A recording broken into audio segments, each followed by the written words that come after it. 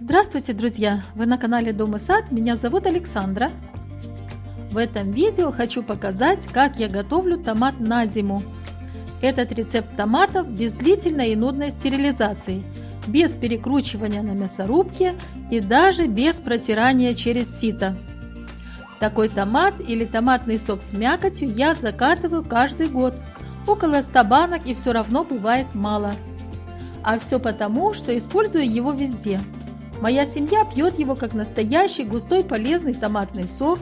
Такие измельченные помидоры, закатанные на зиму, можно использовать для вкусного домашнего борща, овощного рагу, для тушения мяса и даже для приготовления вкусного кетчупа на скорую руку со свежей ароматной зеленью. Все, что потребуется для этого рецепта, так это свежие, сладкие, сочные томаты, стерильные стеклянные банки и жестяные крышки для закатки. Это все. Сначала, понятно, надо приготовить помидорчики, собрать на грядке или купить на рынке, хорошо помыть под проточной водой, дать немного постоять в сетчатом ящике или корзине, чтобы ушла вода после мытья, и приступать к нарезке.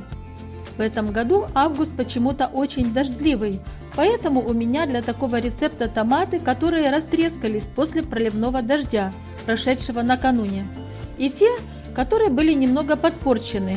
Их, очевидно, пробовали дегустировать слизни, радующиеся приходу влажной и дождливой погоды. Я их и буду использовать для такого томата на зиму. Сначала отрежу места крепления плодоножек, участки, где томат был поврежден, и нарежу каждый помидорчик на небольшие дольки. Следующий этап – прогрев измельченных томатов до состояния закипания, чтобы мякоть стала более мягкой и выделила сок. Кипятить не нужно, только довести до кипения, чтобы клетчатка томатов стала более мягкой и податливой.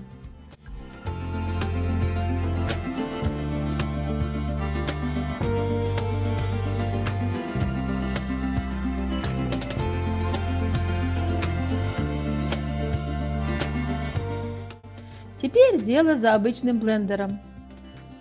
Я измельчаю прогретые томаты до состояния гомогенной массы, не отделяя ни кожицу, ни семена. Если вы не любите эти составляющие, проще всего полученный томатный сок пропустить через металлическое сито с мелкими ячейками, чтобы отфильтровать семена и кожицу.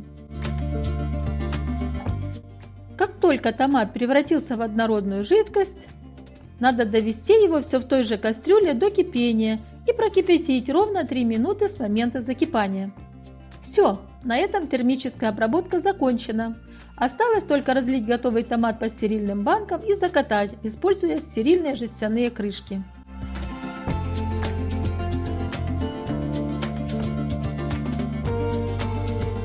После того, как стерильные банки с томатом укупорены, я их укрываю теплым плотным одеялом и оставляю медленно остывать до температуры примерно 60 градусов.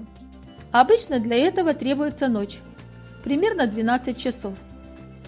Вот, томат на зиму готов. В этот раз я приготовила 11 литров за один прием, но обычно закатываю 16-18 литров. Такой томат я не солю.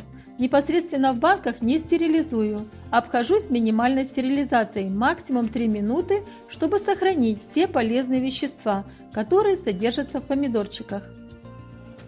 Готовьте с удовольствием. Домашние заготовки на зиму – прекрасная альтернатива свежим, но, к сожалению, напичканным гербицидами и другими химикатами овощам, которые предлагают торговые сети в зимний период. Если видео оказалось для вас полезно, не забудьте подписаться на канал, поставить лайк и поделиться им в соцсетях, чтобы рецептом таких помидорчиков на зиму могло воспользоваться как можно большее количество людей. Спасибо за просмотр, скоро увидимся!